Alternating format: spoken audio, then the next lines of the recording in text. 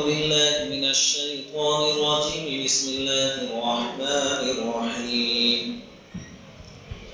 إن هذا القرآن يهدي للتي هي أقوم ويبشر المؤمنين الذين يعملون الصالحات أن لهم أجرا كبيرا وأن الذين لا يؤمنون بالآخرة أعتدنا لهم عذابا أليما صدق اللہ العظیم۔ بزرگوں اور پیارے بھائیوں، سورہ بنی اسرائیل کی آیت نمبر 9 اور 10 کی تلاوت میں نے آپ کے سامنے کی ہے۔ ان دو آیتوں کا ترجمہ یہ ہے کہ یقیناً یہ قرآن دکھاتا ہے وہ راہ جو سب سے زیادہ سیدھی ہے، اور خوشخبری سناتا ہے ایمان والوں کو جو کہ اچھے اعمال کرتے ہیں اس بات کی کہ ان کے لیے بڑا اجر ہے، اور قرآن بتاتا ہے یہ بات کہ جو لوگ نہیں مانتے ہیں آخرت کو، ہم نے تیار کر رکھا ہے ان کے لیے دردناک عذاب۔ پہلی آیت میں معراج کا معجزہ بیان کیا گیا تھا،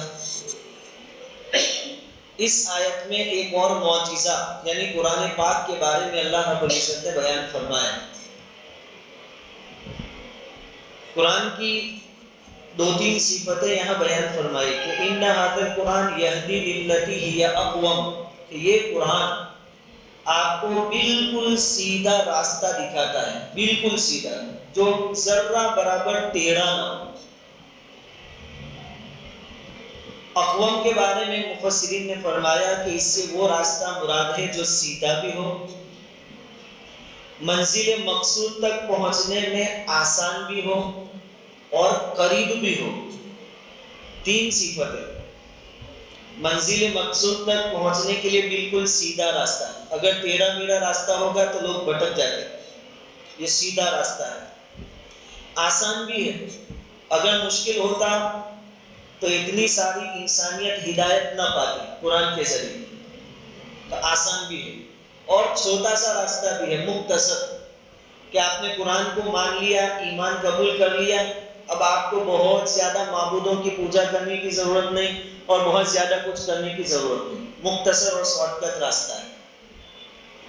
واقعتاً یہ جو قرآن ہے اس کا کوئی مثل نہیں، اس کے مانند دنیا کی کوئی کتاب بھی نہیں۔ اس سے پہلے جو آسمانی کتاب نازل کی گئی وہ بھی قرآن کا مقابلہ نہیں کر سکتے۔ قرآن ایک لاجواب بے مثال کتاب ہے۔ صحیح معنی میں اگر انسان سوچے تو یہ بات اس کے سامنے ظاہر ہوگی کہ اصل انسان کو انسان بنایا ہی قرآن نے۔ آپ ذرا محسوس کریں، تھوڑے پیچھے جاوے، جب یہ قرآن نازل ہوا مکہ المکرمہ میں، اس وقت عرب کی پوزیشن کیا تھی؟ عرب کے حالات کیا تھے؟ ہزاروں معبودوں کی پوجا کرتے تھے وہ، ہر آدمی کا عقیدہ ایک دوسرے سے الگ ہوا کرتا تھا۔ پہلے انسانوں نے زمین پر اپنے سے زیادہ طاقتور جتنی چیزیں تھیں ان کو اپنا معبود سمجھ رکھا تھا۔ انسان نے دیکھا کہ شیر بہت خطرناک جانور، ہار ڈالے، چیر ڈالے تو اس کی پوجا شروع کر دی۔ سانپ 10 لے تو آدمی ختم ہو جائے، اتنی طاقت، تو اس کی پوجا شروع کر دی۔ زمین پر درخت ہمیں پھل دیتے ہیں، سایہ دیتے ہیں، اتنا زیادہ نفع پہنچانے والے ہوتے ہیں تو ان کی پوجا شروع کر دی۔ پہاڑ، اتنے بڑے بڑے پہاڑ کہ آدمی اوپر چڑھتے چڑھتے تھک جائے، اور اتنے مضبوط کہ زلزلہ آئے تو بھی اپنی جگہ سے نہ ہٹے، تو انسانوں نے پھر پہاڑوں کی پوجا شروع کر دی۔ غرض اپنے سے طاقتور جتنی چیزیں نظر آئی زمین پر، سب کی پوجا دھیرے دھیرے شروع کر دی۔ سمندر سے گزرنا ہوا، دریا کو دیکھا، اوہ اتنا بڑا سمندر، لوگوں کی پیاس بجھانے والا اور لوگوں کے کام آنے والا، اور اس میں عجیب و غریب قسم کی مخلوق کو رکھنے والا، تو لوگوں نے سمندر کی پوجا شروع کر دی۔ آگ جلانے کا کام کرتی ہے، طاقتور چیز ہے تو آگ کی پوجا شروع کر دی۔ پھر دھیرے دھیرے انسانوں کو ان چیزوں کا تجربہ ہوا، انسانوں نے محسوس کیا کہ جس آگ کی ہم پوجا کرتے ہیں اس کو تو ہم خود جلاتے ہیں، یہ تو ہمارے کنٹرول کی چیز ہے۔ ان کو محسوس ہوا کہ یہ کوئی معبود نہیں ہو سکتا۔ پہاڑوں کے بارے میں جب انسانوں نے پہاڑوں کو کھودنا شروع کیا، اس کے بیچ میں سے راستے نکالے اور اس کے اوپر چڑھتے ہو گیا، تو انسانوں کو تھوڑا محسوس ہوا کہ یہ بھی تو کوئی معبود نہیں ہو سکتا، اگر معبود ہوتا تو ہم اس کے اوپر کیسے کھڑے ہیں۔ درختوں کے بارے میں انسانوں کو تھوڑا محسوس ہوا کہ اس کو تو ہم کاٹ بھی سکتے ہیں اور اس کو لگاتے تو ہم ہیں، اگر ہم اس کی دیکھ بھال نہ کریں تو جانور کھا جائے، یہ تو معبود نہیں ہو سکتے۔ دھیرے دھیرے احساس ہوا، تو پھر انسانوں کی نظر زمین کے جو معبود بنائے تھے نا اس کے بارے میں تھوڑی کمزور ہو گئی، ان کے عقیدے کمزور ہو گئے۔ پھر ان کی نگاہ گئی آسمان کی طرف، اوہ اتنا بڑا آسمان، یہ معبود ہو سکتا ہے، تو پھر انہوں نے آسمان کی پوجا شروع کر دی۔ پھر دیکھا اتنا روشن سورج کہ پوری دنیا کو گرمی دیتا ہے، روشن کرتا ہے، اس کی پوجا شروع کر دی۔ اتنا بڑا چاند، اس کی پوجا شروع کر دی۔ اب آسمان کی طرف نگاہ گئی، پھر تھوڑا وقت گزرا تو اس کے ساتھ بھی ان کے عقیدوں میں بگاڑ آیا کہ یہ کیسا سورج کہ ایک وقت کے بعد یہ تو غائب ہو جاتا ہے، اندھیرا ہو جاتا ہے، یہ کیسا چاند کہ سورج نکلتے یہ بھاگ جاتا ہے، کبھی اس میں گرہن لگ جاتا ہے، ایسے معبود تو کیسے ہو سکتے ہیں۔ پھر بھی انہوں نے ان چیزوں کو پکڑے رکھا، معبود بنائے رکھا، لیکن ان کے تعلقات تھوڑے ان کے ساتھ کمزور ہوئے۔ اب آسمان سے بھی وہ تھک گئے، سورج اور چاند اس سے بھی پوجا کرتے تھے، لیکن عقیدے ان کے کمزور ہوئے۔ پھر ان کی نظر پڑی معزز اور بڑے نیک سارے جو لوگ ہوتے تھے ان کی روحوں کی طرف۔ جیسے کل میں نے کہا تھا کہ نوح علیہ السلام کی قوم میں 5 آدمی کے بڑے بزرگ تھے، ود، سوا، یگوس، یعوق اور نصر۔ اب یہ نیک لوگ تھے تو انہوں نے ان کو بہت مقدس سمجھا کہ اوہ اتنی اونچی شخصیتیں، واقعتاً یہ قابل تعظیم ہے، اور تعظیم کرتے کرتے پھر ان کو اپنا معبود بنا لیا۔ غرض انسانیت بھٹک رہی تھی، ان کو سیدھا راستہ نہیں مل رہا تھا کہ ہمارا معبود کون ہے، ہر ایک کا خدا الگ تھا، لیکن اندر سے سب کو دھیرے دھیرے محسوس ہو رہا تھا کہ یہ چیزیں پھر بھی اس کو مانتے تھے، اور ہر ایک اپنے اعتقاد پر پختہ تھا، پھر اس پر دلیلیں پیش کرتا تھا، اس پر بالکل جمے ہوئے تھے۔ کسی کی سمجھ میں کچھ بھی نہ آئے تو آخر میں وہ یہ کہہ دیتا تھا کہ یہی ہمارے معبود ہیں، کیونکہ ہمارے باپ داداؤں کو ہم نے ان کی ہی پوجا کرتے ہوئے دیکھا ہے، تو ہم بھی ایسا ہی کریں گے جیسے ہمارے باپ داداؤں نے کیا ہے۔ ہر ایک باطل عقیدوں پر جمع ہوا تھا۔ ایسے وقت میں قرآن آیا، اور اس وقت کا عرب گویا کہ باطل مذہبوں اور باطل عقیدوں کی ایک دنیا تھی پوری۔ ہزاروں قسم کے مذہب تھے عرب کے اندر، ہزاروں قسم کے عقیدے پائے جاتے تھے، ان کے بیچ میں اکیلا قرآن، اور اس قرآن نے ایک ہی وقت میں ایک ہی ساتھ ان تمام باطل مذہبوں کا مقابلہ کیا اور ان تمام باطل عقیدوں کو ملیا میٹ کر دیا۔ یہ قرآن سب کو صاف کر دیا قرآن۔ پھر جن کی عقلیں صحیح تھی، اللہ رب العزت نے ان کی تقدیر میں ایمان رکھا تھا، انہوں نے یہ بات محسوس کر لی کہ ہم انسان، یہ ساری دنیا کی کائنات ہمارے قبضے میں، ہمارے تابع، چاند نکلتا ہے ہمارے واسطے، ہماری فیسیلیٹیز کے واسطے، سورج یہ ہماری فیسیلیٹیز کے واسطے، بادلوں کا آنا، بارشوں کا برسنا یہ ہماری فیسیلیٹیز کے واسطے، اور قرآن نے سب بتا دیا سارا جہاں تیرے لیے، تو خدا کے واسطے، کہ یہ تو سب ہمارے نوکر ہیں، یہ معبود نہیں ہو سکتے۔ اصل قرآن جس رب کے بارے میں کہتا ہے کہ وہ تمہارا رب ہے اللہ، پھر سب کو عقل آئی تو بہت بڑی انسانیت ایمان میں داخل ہو گئی۔ یہ قرآن نے اس وقت یہ انقلاب برپا کیا، انسانوں کو احساس دلایا کہ تم کتنے طاقتور ہو، اور طاقتور ہو کر تم یہ درخت، جھاڑ، پتھر، دریا، سمندر، آگ، سانپ، بچھو ان کے سامنے سر جھکاتے ہو، ایسا نہیں ہو سکتا۔ قرآن نے سب کو اسٹیپ بائی اسٹیپ سمجھایا، پھر لوگوں کے ذہنوں میں بات آئی اور بہت سارے لوگ اس قرآن کو سن کر مسلمان ہو گئے۔ یہ وہ کشش ہے جس کے بارے میں ہم سنتے ہیں کہ قرآن میں اللہ نے کشش رکھی ہے، لوگ ذوق در ذوق قرآن کو سن کر مسلمان ہو جاتے تھے۔ یہ قرآن نے ان کے سامنے حقیقت کھولی تھی، اس لیے لوگ اسلام میں داخل ہو جاتے تھے۔ اور قرآن میں ایک آیت ہے لَقَدْ أَنزَلْنَا إِلَيْكُمْ كِتَابًا فِيهِ ذِكْرُكُمْ، اس آیت کو دھیان سے سنو۔ اللہ تعالیٰ فرماتے ہیں کہ ہم نے ایسا قرآن اتارا ہے جس میں تمہارا تذکرہ ہے، اللہ ہم سے کہیں کہ تمہارے بارے میں نے قرآن میں لکھا ہے.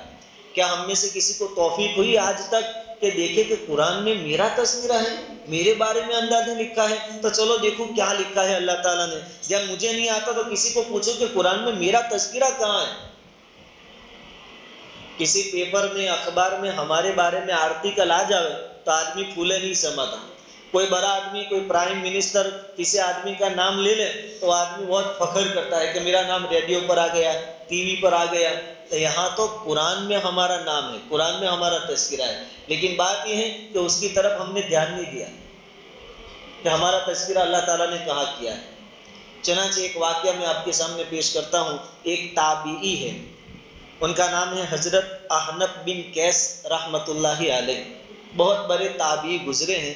یہ حضرت علی رضی اللہ تعالیٰ عنہ کے خاص ساتھی تھے, خاص شاگرد ساتھی حضرت علی رضی اللہ تعالیٰ عنہ. چونکہ تابعی کس کو کہتے ہیں؟ جنہوں نے صحابہ کرام کو ایمان کی حالت میں دیکھا, یہ تابعی حضرت علی کے ساتھی ہیں. ان کے بارے میں آتا ہے کہ بہت حلم والے تھے. حلم والے یعنی بردبار, برداشت کرنے کی طاقت ان کے اندر تھی. لیکن ان کے بارے میں یہ بھی لکھا ہے کہ جب ان کو غصہ آ جاتا تھا تو غصہ بھی بہت خطرناک ہوا کرتا تھا. ایک مرتبہ یہ بیٹھے ہوئے تھے مجلس میں, دیکھو قرآن میں ہمارا ذکر کہاں ہے وہ میں آپ کو بتا رہا ہوں. ایک مرتبہ حضرت احنف بن قیس رحمۃ اللہ علیہ مجلس میں بیٹھے ہوئے تھے. آپ کے سامنے کسی نے قرآن کی آیت پڑھی, لقد انزلنا الیکم کتابا فیہ ذکرکم افلا تعقلون. اللہ فرماتے ہیں کہ ہم نے تمہارے درمیان ایسی کتاب یعنی قرآن اتارا جس میں تمہارا تذکرہ ہے, تم سمجھتے کیوں نہیں ہو. انہوں نے آیت سنی تو ایک دم چونک اٹھے, قرآن میں میرے بارے میں ہے. قرآن یوں کہتا ہے کہ تمہارے بارے میں لکھا ہے, میرا نام قرآن میں. ساتھیوں سے کہا کہ جلدی سے قرآن دو. انہوں نے قرآن کھولا, دیکھو ہمارا ذکر کہاں ہے. انہوں نے قرآن کھولا تو سب سے پہلے ان کو قرآن کی آیت نظر آئی. انہوں نے دیکھنے کے لیے قرآن کھولا کہ میرا تذکرہ کس میں ہے, کون سی جماعت میں سے میں آتا ہوں, میرے بارے میں اللہ کیا مانتا ہے, اللہ کیا سوچتا ہے, قرآن کیا بتاتا ہے. انہوں نے جب کھولا قرآن, سب سے پہلی نظر اس آیت پر پڑی, کانوا قلیلا من اللیل ما یہجعون, کہ اللہ کے پیارے بندے جو ہوتے ہیں نا وہ ایسے ہوتے ہیں کہ رات کو بہت کم سوتے ہیں. اب یہ سر کھجالنے لگے کہ میں تو اس میں سے نہیں ہوں, میں رات کا اکثر حصہ اللہ کی عبادت کرنے والوں میں سے نہیں ہوں, اس میں میرا نام نہیں ہے. وبالاسحار هم یستغفرون, اور اللہ کے پیارے بندے تو وہ ہیں جو صبح کے وقت, سحری کے وقت توبہ اور استغفار کرتے ہیں.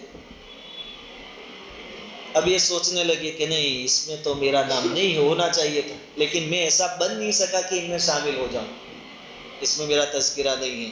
وفی اموالہم حق للسائل والمحروم, اور اللہ کے پیارے بندے تو وہ ہوتے ہیں جن کے مالوں میں ایک حق اور حصہ مقرر ہے, مانگنے والوں کا بھی اور نہ مانگنے والوں کا بھی. یعنی ان کا ایک شیڈیول بنا ہوا ہے کہ مہینے میں اتنے پیسے مانگنے والوں کو دیں گے اور نہ مانگے ان کو بھی دیں گے. اپنی تنخواہ اور پگار میں سے ایک حصہ انہوں نے طے کر رکھا ہے, یا اپنے جو انکم ہوتی ہے اس میں سے ایک حصہ انہوں نے طے کر رکھا ہے کہ اتنا اللہ کے راستے میں دینا ہی دینا ہے, چاہے کوئی مانگنے آوے کہ نہ آوے.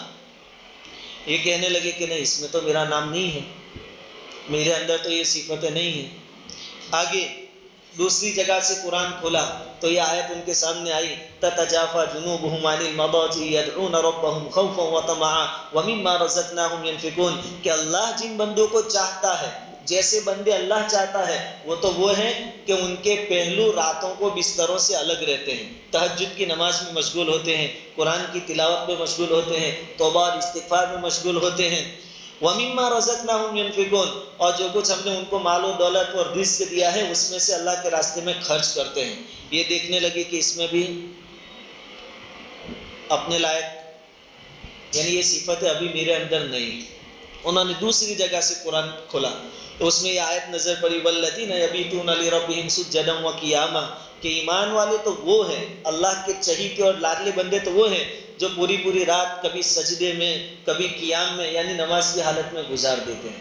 تو پھر سر کچالتے ہوئے سوچنے لگے کہ اس میں بھی میرا تذکرہ نہیں ہے. پھر دوسری جگہ سے نکالا, الذین ينفقون فی السراء والضراء والکاظمین الغیظ والعافین عن الناس واللہ یحب المحسنین, کہ اللہ جن بندوں کو چاہتا ہے وہ تو ایسے ہوتے ہیں کہ وہ تنگی کی حالت میں بھی خرچ کرتے ہیں اور مالداری کی حالت میں بھی خرچ کرتے ہیں, ہاتھ کھینچ نہیں لیتے. نہیں کورونا تھا 2 سال سے لاک ڈاؤن تھا, اب میرا گزران مشکل سے ہو رہا ہے, میں کیسے ابھی صدقہ کروں, خیرات کروں, میں کیسے دوسروں کا خیال کروں, میں اپنا کر لوں بہت ہے. یہ ان کی عادت نہیں ہے.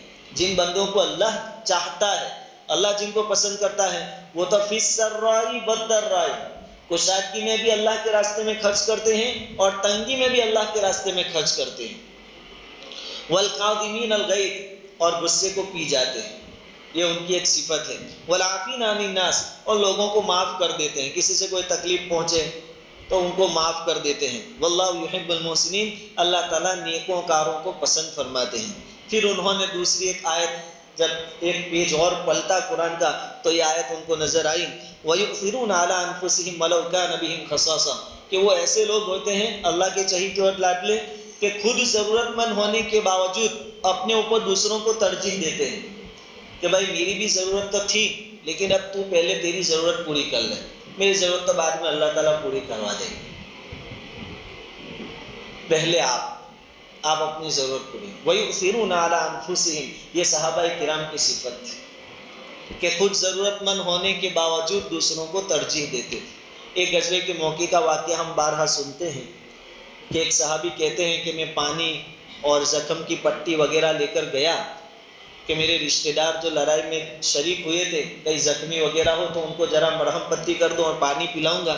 پانی لے کر گئے, جا کر دیکھا کہ رشتہ دار وہاں پڑے ہوئے ہیں, آخری حالت ہے, بہت زخمی ہیں. انہوں نے پوچھا پانی پینا ہے, تو وہ زخمی پڑے ہوئے تھے, انہوں نے کہا کہ ہاں, اشارہ کیا. اب یہ پانی ان کے منہ تک لے جا رہے تھے کہ بازو میں ایک اور زخمی صحابی پڑے تھے, انہوں نے آہ کیا, آہ. تو جو پہلے والے زخمی تھے انہوں نے ان کی طرف دیکھا تو وہ بھی پانی کا اشارہ کر رہے تھے. تب یہ پہلے والے کہہ رہے ہیں اپنے رشتہ دار کو جو پانی پلانے آئے تھے کہ اس کو دے دیں, آخری وقت ہے, موت کے وقت پیاس بہت شدت سے لگتی ہے آدمی کو, اور ہم ہوتے تو یہ سوچتے کہ میں پی لوں تو شاید بچ جاؤں, میری جان بچ جائے. یہ آخری وقت میں ان کو اشارہ کیا کہ جاؤ ان کو پلا دیں. یہ ان کے پاس پہنچے تو قریب میں تیسرے نے آہ کی, وہ بھی زخمی تھے, تو یہ دوسرے والوں نے ان کی طرف اشارہ کیا کہ ان کو پلا دیں.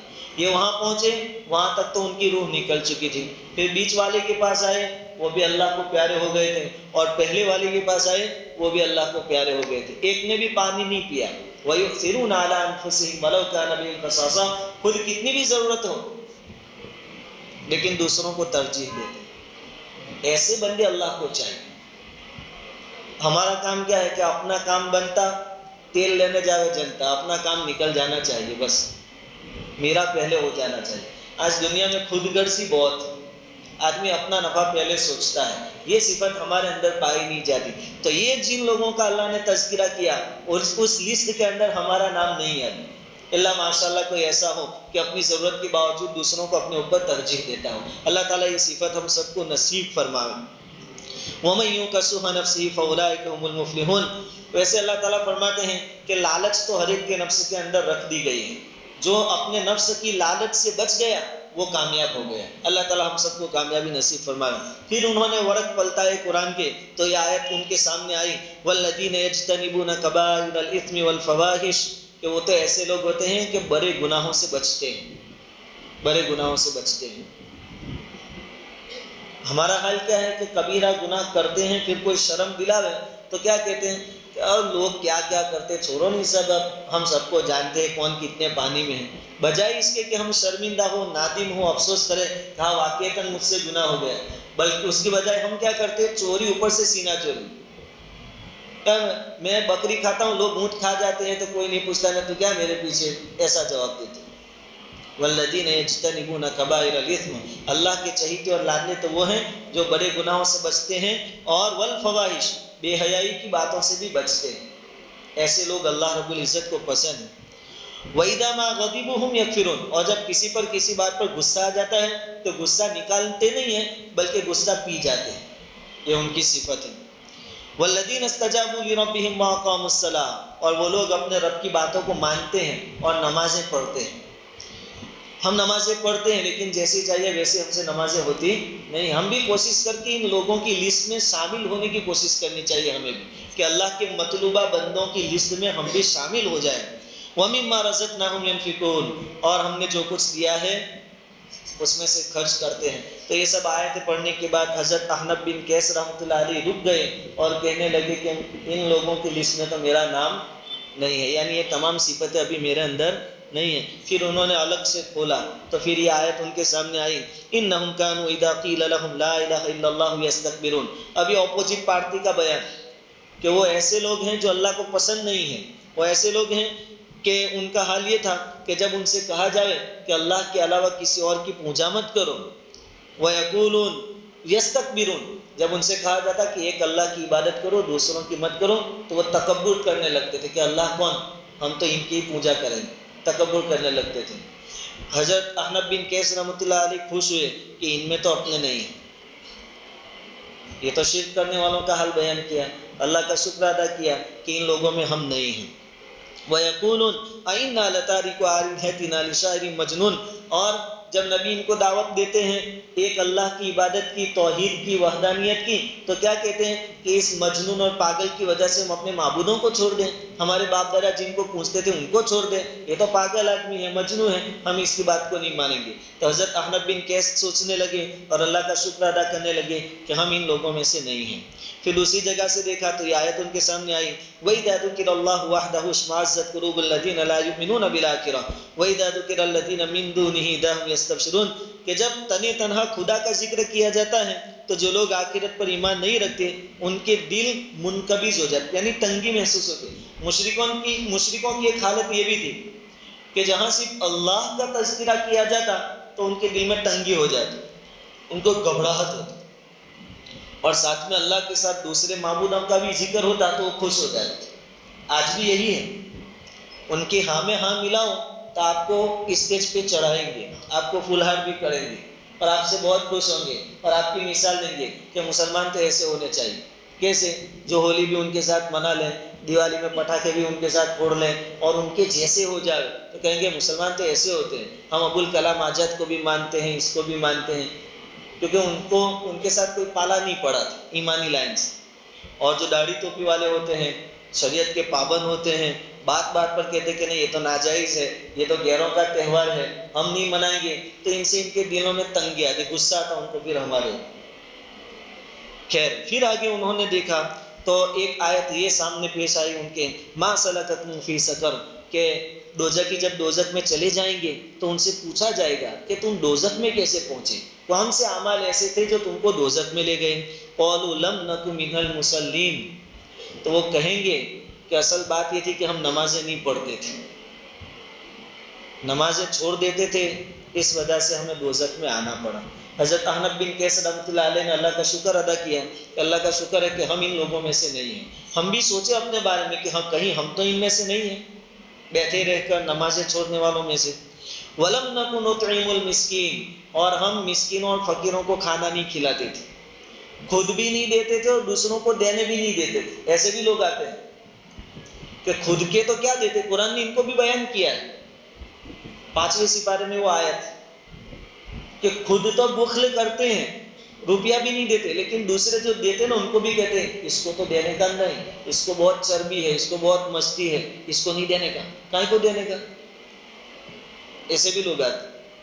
بہت سارے لوگ وہ ہیں کہ جو بیرون ملک کے جو لوگ ہیں دوسرے ملکوں کی، وہ اپنی صدقے زکوٰۃ کی رقم ان پر بھیجتے ہیں اور کہتے ہیں کہ مستحقین کو دے دینا۔ اب یہ بیچ والا تو صرف واسطہ ہے، وسیلہ ہے، اس کو تو اللہ کا شکر ادا کرنا چاہیے کہ میں وسیلہ بنا بیچ میں تو اس پر مجھے ثواب ملے گا۔ اب اس کی ذمہ داری کیا ہے کہ مستحقین کو دے دے۔ اب یہ یہاں اپنے کالر اونچے کر کے گھومتا ہے، حالانکہ اس کی نہیں ہے، زکوٰۃ بھیجی کسی اور نے، دینی کسی اور کو ہے، اور یہ کالر اس کا نام نہیں لکھنا لسٹ میں۔ ان سے بھی حساب ہوگا، خود کا تو ہے نہیں، خود کا تو دے نہیں رہے، اور دنیا بھر کے سوسا کرتے تھے، بینر بنائیں گے، فوٹو کھینچیں گے، یہ کریں گے وہ کریں گے، حالانکہ ان کا نہیں ہے۔ ایسے بھی لوگ، تو یہ تو جو لوگ جہنم میں جائیں گے ان کے حالات میں یہ بھی ہے کہ وہ کہیں گے وَلَمْ نَكُ نُطْعِمُ الْمِسْكِينَ، ہم مسکینوں کو کھانا نہیں کھلاتے تھے۔ اور وہ لوگ یوں کہیں گے کہ کھلاتے بھی نہیں تھے اور دوسروں کو بھی کھلانے نہیں دیتے تھے، ہمارا کام ایسا تھا۔ اللہ تعالیٰ ہم تمام کی ایسی چیزوں سے حفاظت فرمائے۔ وَكُنَّا نَخُوضُ مَعَ الْخَائِضِينَ، اور اہل باطل کی ہاں میں ہاں ملایا کرتے تھے، ہم اہل باطل کی ہاں میں ہاں یار تمہارا مذہب برابر ہے، تم جو کرتے ہو وہ برابر ہے، یہ تم ہی حق پر ہو، جیسے منافقین نے کیا تھا. وہ لوگ سب جہنم میں جائیں گے. حتیٰ وَكُنَّا نُكَذِّبُ بِيَوْمِ الدِّينِ، اور ہم قیامت کے دن کو جھٹلاتے تھے، قیامت کو مانتے نہیں تھے. ہم مانتے تو ہیں زبان سے لیکن دل کا یقین نہیں ہے، اس لیے کوئی بھی گناہ ہم آسانی سے کر لیتے ہیں. اگر یقین ہو کہ خدا پوچھے گا اس عمل کے بارے میں تو آدمی تنہائی میں کوئی روکنے والا نہ ہو تب بھی گناہوں سے بچ سکتا ہے. استحضار اگر حاصل ہو جائے کہ خدا دیکھ رہا ہے. وَلِمَنْ خَافَ مَقَامَ رَبِّهِ جَنَّتَانِ، بلکہ ایسے لوگوں کو تو اللہ دو جنتیں دیں گے جو اللہ کے خوف سے رک گئے ہو، گناہ کرنے پر قادر ہو، پوزیشن بھی ہو گناہ کر سکے ایسے، لیکن اللہ یاد آ گیا کہ نہیں اللہ کو جواب دینا ہے، آخرت میں مجھے حساب دینا ہے، اور رک گئے ہو تو اللہ رب العزت ان کو ڈبل جنت دے گا. خیر انہوں نے یہ سب آیتیں پڑھی تو پھر رک گئے. پہلی جو آیتیں پڑھی اس میں رک کر انہوں نے افسوس کیا تھا کہ میں ان جیسا نہ بن سکا، آئندہ کوشش کروں گا کہ اب ان جیسا بن سکوں. اور یہ جو بعد میں آیتیں پڑھی گئی، یہ آیتیں پڑھنے کے بعد انہوں نے اللہ کا شکر ادا کیا اور اعلان کیا کہ ان تمام لوگوں سے میں دور ہوں، میں ایسا نہیں ہوں، میں شرک نہیں کرتا، میں مال کو روکتا نہیں، میں تکبر نہیں کرتا. اب آگے انہوں نے، اب ہمارے لیے خاص سبق، آگے انہوں نے ایک اور آیت قرآن کی دیکھی تو یہ آیت ان کی نظر میں آئی. وآخرون اعترفوا بذنوبهم خلطوا عملا صالحا وآخر سیئا عسى الله ان يتوب عليهم ان الله غفور رحیم. اور کچھ لوگ اور ہیں کہ اپنے گناہوں کا اقرار کرتے ہیں، انہوں نے اچھے اور برے عملوں کو ملا جلا دیا، یعنی ان کے اچھے عمل بھی ہیں اور ان کے گناہ بھی ہیں، اور یہ اپنے گناہوں کا اقرار بھی کرتے ہیں کہ واقعتاً ہم سے یہ غلط کام ہو گئے ہیں. عسى الله ان يتوب عليهم، قریب ہے کہ خدا ان پر مہربانی سے توجہ فرمائے، یعنی اللہ ان کو معاف کر دے. ان اللہ غفور رحیم، بے شک خدا بڑا بخشنے والا مہربان ہے. اس آیت پر رک گئے اور کہنے لگے کہ واقعتاً اس آیت میں میرا تذکرہ ہے، شاید ہم تمام بھی انہی میں شامل ہیں کہ ہمارے اچھے اعمال بھی ہیں برے اعمال بھی ہیں، اور ہم اللہ سے امید بھی رکھتے ہیں، تو ہمارا تذکرہ آ گیا اس کے اندر. اب ہمیں کیا کرنا چاہیے کہ یہ ہماری کیٹیگری ہمارے سامنے آ گئی کہ ہمارا تذکرہ اس آیت میں ہے. یہ آیت ہے سورہ توبہ کی 10ویں سپارے کی، 10ویں یا 11ویں سپارے کی آیت، سورہ توبہ آیت نمبر 102، جس میں ہم کہہ سکتے ہیں کہ ہمارا تذکرہ ہے کہ ہم مسلمان بھی ہیں، اچھے اعمال بھی ہم سے ہوتے ہیں اور برے بھی ہوتے ہیں، اور اللہ سے امید بھی رکھتے ہیں کہ اللہ تعالیٰ ہمیں معاف فرما دے. اب ہمیں کیا کرنا ہے؟ یہ تیسری کیٹیگری تھی، ایک جنتیوں کی، ایک دوزخیوں کو، ایک بیچ والے کی. اب ہم محنت کر کے پہلی کیٹیگری میں جانے کی کوشش کریں، جن کا شروع میں تذکرہ کیا گیا کہ اللہ کے راستے میں مال بھی خوب خرچ کرتے ہیں اور راتوں کو جاگتے بھی بہت ہیں اور اللہ کے حقوق بھی ادا کرتے ہیں، شریعت کے احکام بھی پورا کرتے ہیں. اس کیٹیگری میں پہنچنے کی ہم کوشش کریں. تو یہ ہے قرآن، جس کو سن کر لوگ ذوق در ذوق ایمان میں داخل ہو جاتے ہیں. یہ قرآن ہمیں ملا ہے. اللہ تعالیٰ مشرکین مکہ سے اس وقت کہہ رہے تھے کہ دیکھو ایک تو نبی، اس کو ماننے کے لیے میں نے معراج کروائی، وہ اس کی نبوت کی دلیل، اس کو مان لو، اور دوسری دلیل اللہ کی وحدانیت اور ایک اللہ ہے یعنی توحید کی، یہ قرآن ہے، اس کو مان لو. آگے قرآن نے واضح کر دیا کہ جو مانیں گے ان کے لیے خوشخبری ہے کہ اللہ تعالیٰ آخرت میں بڑا اجر و ثواب عطا فرمائے گا، جس کی کوئی لمٹ نہیں ہوگی، جس کی کوئی لمٹ نہیں. اللہ تعالیٰ ایسی جنت عطا فرمائے گا ما لا عین رات، کہ آج تلک کسی آنکھ نے اس کو دیکھا نہیں، ولا اذن سمعت، اس کے بارے میں کسی کانوں نے 100% سنا نہیں، ولا خطر علی قلب بصر، اور وہ کیسی ہوگی آج تلک کسی انسان کے جسم میں، دل کے اندر وہ بات، اس کی تصویر بھی گزری نہیں ہوگی. جب آدمی دیکھے گا جنت کو، اللہ اکبر. اسی لیے مجاہدین جو اللہ کے راستے میں شہید ہوتے ہیں ان کے بارے میں کیا آتا ہے کہ جب جنت میں ان کا اعزاز کیا جائے گا، اکرام کیا جائے گا، وہاں کی نعمتیں دیکھیں گے اور وہاں ان کا ویلیو اور عزت دیکھیں گے، تو وہ کیا کہیں گے کہ کاش ہماری ایک نہیں 100 جانیں ہوتی، 100. اللہ کے راستے میں لڑتے شہید ہو جاتے، پھر زندہ ہوتے، پھر شہید ہو جاتے، پھر زندہ ہوتے، پھر شہید ہو جاتے. جب وہ دیکھیں گے ایسی جنت اللہ تعالیٰ نے قرآن کے ماننے والوں کے لیے رکھی. اللہ تعالیٰ مشرکین مکہ سے بھی کہہ رہے ہیں، اس وقت جو مخاطب تھے وہ مشرکین مکہ تھے ان آیتوں کے دائرے. آج ہم ہیں اور پوری دنیا اس کی مخاطب ہے کہ قرآن کو جو اپنائے گا، اس کی باتوں پر جو چلے گا، ان کو ایسی جنت ملے گی کہ آدمی اس کے بارے میں سوچ نہیں سکتا. اور وَأَنَّ الَّذِينَ لَا يُؤْمِنُونَ بِالْآخِرَةِ، اور جو آخرت کے بارے میں ایمان نہیں رکھتے ہیں، اعتدنا لهم عذابا الیما، بڑا دردناک عذاب ہم نے ان کے لیے تیار کر رکھا ہے۔ بھائی آج کے حالات میں ہم سوچتے ہیں کہ یہ لوگ ایسا کر رہے ہیں اور ایسے ایسے نئے نئے نسخے لا رہے ہیں ہمیں پریشان کرنے کے لیے، ہمیں ڈرانے کے لیے۔ اب ڈرنے والی قوم تو ہم ہیں نہیں، لیکن ذہن ہمارا ذرا منتشر ہوتا ہے، دلوں میں ذرا ہمیں تنگی محسوس ہوتی ہے کہ یہ سب کیا ہو رہا ہے، ہم سچے ہیں، اللہ والے ہیں، اللہ کی مدد نظر نہیں آ رہی۔ لیکن ان کا انجام اگر آپ سوچیں کہ یہ تو وقتی طور پر اتنا اچھل کود کریں گے، لیکن ان کو تو لامحدود دوزخ میں جانا ہے جس کا کوئی اینڈ نہیں آئے گا۔ اس بات کو سامنے رکھ کے پھر ان کی اچھل کود کو دیکھیں تو آپ کو ایسا لگے گا کہ یہ تو کچھ بھی نہیں، ان کی جو سزا ہے وہ تو بہت خطرناک ہے۔ اتنا روئیں گے کہ آنسو ختم ہو جائے گے، تو خون کے آنسو روئیں گے وہ بھی ختم ہو جائے گے، اتنا روئیں گے۔ اب اس کے مقابلے میں ہم تھوڑا برداشت کر لیتے ہیں تو کر لیں، اللہ سے دعا کرنا ہے، اللہ تعالیٰ نے اگر ہدایت لکھی ہے تو اللہ تعالیٰ ہدایت دیں، ورنہ ظالمین کو اللہ تعالیٰ ظلم سے روک دیں۔ لیکن قرآن جو ہمیں دیا گیا اس کی قدردانی کریں، یہ آج کا بہت بڑا سبق۔ قرآن کو سمجھیں، قرآن پڑھیں، اور روزانہ کم سے کم ایک صفحہ، ایک پیج اس کی تفسیر دیکھیں۔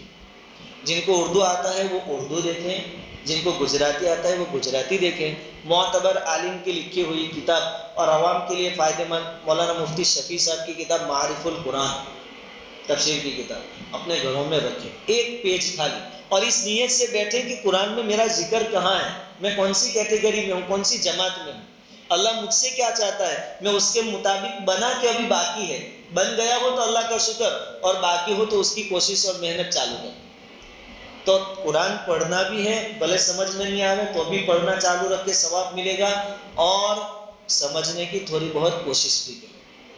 اللہ رب العزت ہمیں قرآن کریم کی قدردانی کرنے کی توفیق عطا فرمائے۔